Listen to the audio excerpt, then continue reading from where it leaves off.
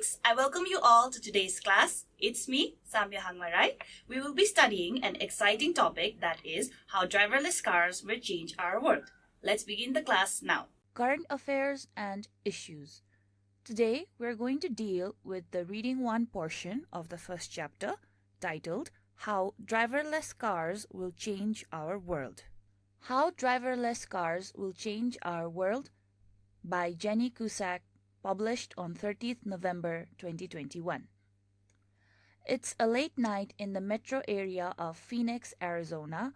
Under the artificial glare of street lamps, a car can be seen slowly approaching. Active sensors on the vehicle radiate a low hum. A green and blue W glows from the windscreen, giving off just enough light to see inside, to a completely empty driver's seat. The wheel navigates the curb, parking as an arrival notification pings on the phone of the person waiting for it. When they open the door to climb inside, a voice greets them over the vehicle's sound system. "Good evening, this car is all yours," with no one up front, it says. This is a Waymo One robotaxi hailed just 10 minutes ago using an app. The open use of this service to the public, slowly expanding across the US, is one of the many developments signaling that driverless technology is truly becoming a part of our lives. The promise of driverless technology has long been enticing. It has the potential to transform our experience of commuting and long journeys, take people out of high-risk working environments, and streamline our industries. It's key to helping us build the cities of the future, where our reliance and relationship with cars are redefined, lowering carbon emissions and paving the way for more sustainable ways of living. And it could make our travel safer. The World Health Organization estimates that more than 1.3 million people die each year as a result of road traffic crashes. We want safer roads and fewer fatalities.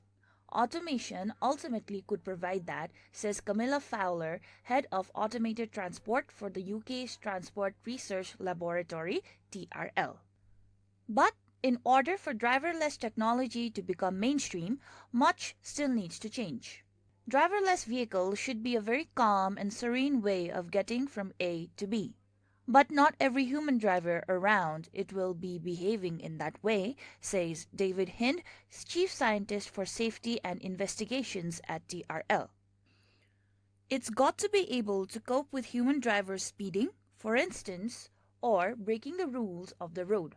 And that's not the only challenge. There's regulation, rethinking the highway code, public perception, improving the infrastructure of our streets, towns, cities, and the big question of ultimate liability for road accidents.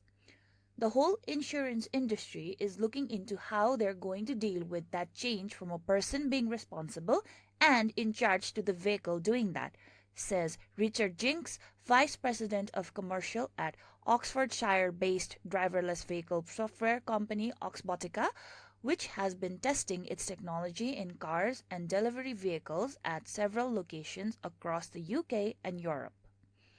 The ultimate vision experts are working towards is of completely driverless vehicles, both within industry, wider transport networks, and personal use cars that can be deployed and used anywhere and everywhere around the world.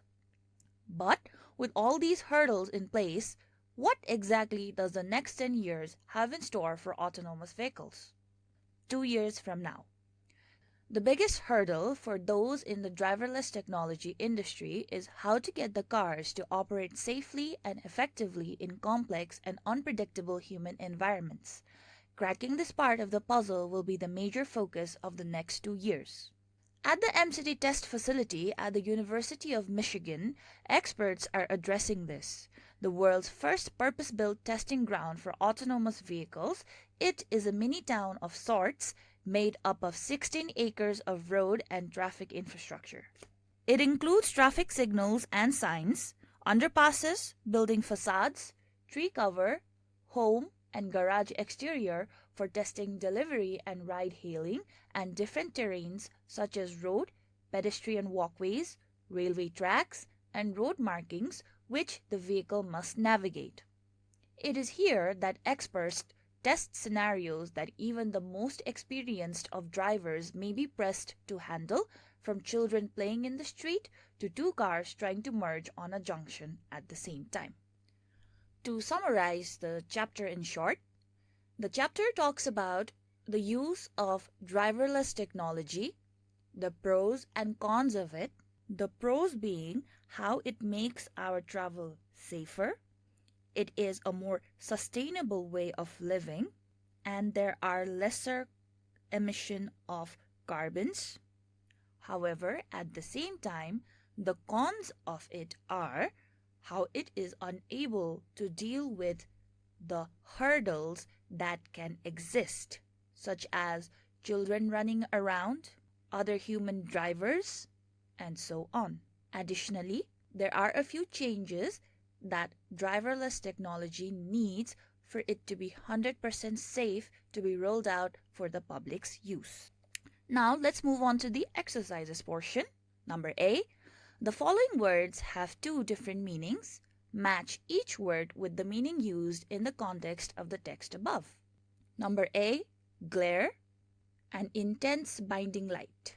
Number B, curb, a stone edging to a pavement or raised path.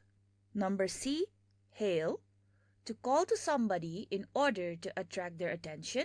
Number D, commute, to travel regularly between workplace and home. Number E, serene, calm and peaceful. Number F, liability, the state of being legally responsible for something. Number G, deploy, to use something effectively. Number H, autonomous, a vehicle that has the technology to drive itself. Number I, perception, the ability to understand the true nature of something. Number B, choose the correct alternatives to complete the sentences below. Number A, one of the features of automated cars is that they have their own voice to welcome people into them. Number B, driverless technology is being widely used, particularly in the USA. Number C, the positive impact of the technology on the environment is it reduces carbon production. Number D, one of the problems with driverless technology is that it can't deal with human drivers.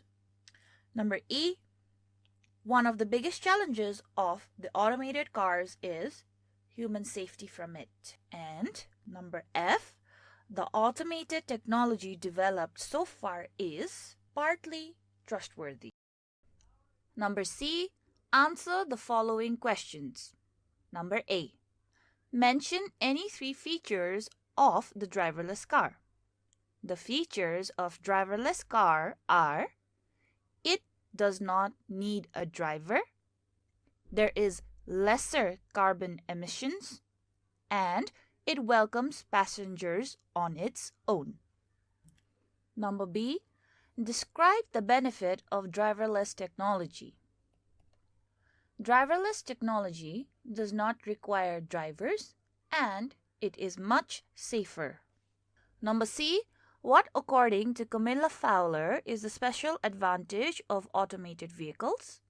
According to Camilla Fowler, the special advantage of automated vehicles is the fewer fatalities. Number D, what are the problems with driverless vehicles in David Hines' views? In David Hines' opinion, the driverless vehicles should be calm and serene. However, not all human drivers would behave the same. Number E, what are the scientists doing to make driverless technology safer? The scientists are conducting test drives in various terrains to make driverless technology safer. Number F, do you think driverless technology is safer than human-controlled driving? Why? I think that driverless technology is not safer than human-controlled driving because AI does not possess the thinking capacity as that of human beings. Number D. Think of any three areas where artificial intelligence, AI, has been used. What are the benefits of using AI in these areas? AI can be used in these other fields besides driverless technology. For example, number 1, healthcare. In the sector of healthcare, we can use AI to diagnose the patients. We can also make the services efficient as well as allow the AI to make minor health decisions. Number 2, in data security, AI can be used to detect threats. We can also use it for advanced monitoring as well as for reporting. And education. In terms of education, AI can be used for both educators as well as the students. From the educator's point of view, we can use it to make teaching practices more innovative, and we can use it to get information which is up to date. Number B, what are the cons of AI? Throughout the chapter, we have been talking about the benefits of AI, and as discussed in the previous question, we also talked about how AI is beneficial not only in the sector of driverless technology, but also in other three sectors. Just as how everything has its cons, AI also has its cons, such as in current context, the students have been using AI to do their homework. This depletes the students' creativity. This depletes the students' ability to think critically. The problem solving that homework enhances is now declining among the students. There are multiple videos as well as pictures which are generated by AI and being posted on social media, which can lead to misunderstandings. It can also be used to falsely accuse someone. And number C, how can students integrate AI into their studies? AI in itself is not a bad thing. It just depends on the user, whether they use it for beneficial things or whether they use it for wrongdoings. As students, it is your responsibility to make sure that you use it for good, that you use it for beneficial purposes. You can take AI as a reference, but you need to learn to rephrase or rewrite your answers in your own words so that your creative skills are not hampered. Besides these, how do you think that students can integrate AI into your studies? Besides only using it as a reference, what other benefits are there to using AI? Homework. Number D. Think of any three areas where artificial intelligence, AI, has been used. What are the benefits of using AI in these areas? How did your class go today? If you have any suggestions or feedback, feel free to reach out to us at learning@dearwalk.edu.np. See you in the next class with another lesson. Thank you.